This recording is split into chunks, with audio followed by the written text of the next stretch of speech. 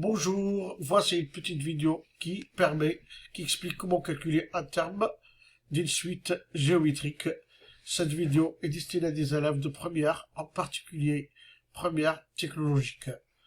Voilà, ici on a une fonction en Python qui porte le nom suite Vn, qui dépend du paramètre n, et qui renvoie la valeur 5 fois 1,5 puissance n.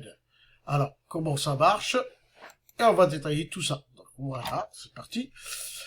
Ici, j'ai V de n,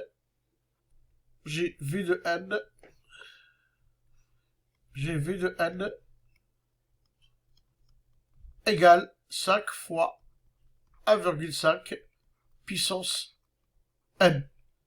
Ça veut dire quoi exactement, concrètement? Ça veut dire que pour n égale 0, j'ai V0 égale 5 fois 1,5 puissance 0.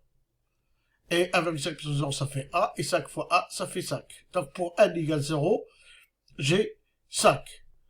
Pour n égale 1, j'ai V1, et ça fait 5 fois 1,5 puissance A. Et 5 fois puissance A, donc ça fait 5 fois 1,5, ça fait 5 et la moitié de 5, ça fait 7,5. Et pour n égale 2, ben j'aurai V2 égale 5 fois 1,5 au carré. Attention, les puissances sont prioritaires. 1,5 fois 1,5, ça fait 15 fois 15, 225, 2,25. Et donc, ça fait 11,25. Et pour n égale 3, V3, ça fait 5 fois 1,5 puissance 3. Et ça donne 16,875, si vous faites le calcul. Voilà. Et alors, je récapitule, on résume un petit peu. Pour n égale 0, j'ai 5. Pour n égale 1, on a 7,5. Pour n égale 2, on a le troisième terme, 11,25. Pour n égale 4, pour n égale 3, le quatrième terme, ça fait 16,875. Et je peux continuer comme ça. Donc ça, c'est V0, V1, V2, V3. Et pour passer d'un terme à l'autre, ici, pour passer ici à ici, on en multiplie par 1,5. Pour aller de V1 à V2, on multiplie par 1,5. Pour calculer de V2 à V3, on multiplie par 1,5. Et donc, à chaque fois, pour passer d'un terme à l'autre, on multiplie par 1,5, pardon. Donc, V0, pour répondre à la question, V0 égale 5, premier terme. V1, on a trouvé que c'était 7,5.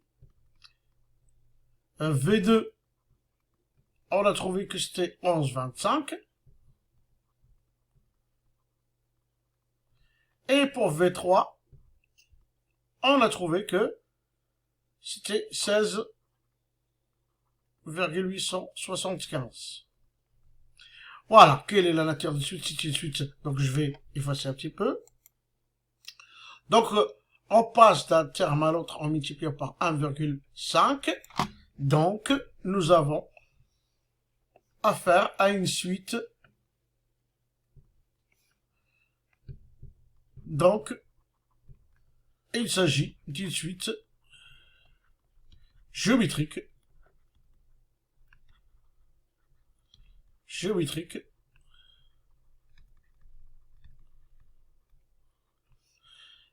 Quand vous donnez, donc il faut toujours donner le premier terme, 5, et de raison. Pour une suite géométrique, en général, on l'appelle Q, de raison Q égale 1,5, puisqu'on multiplie par 1,5.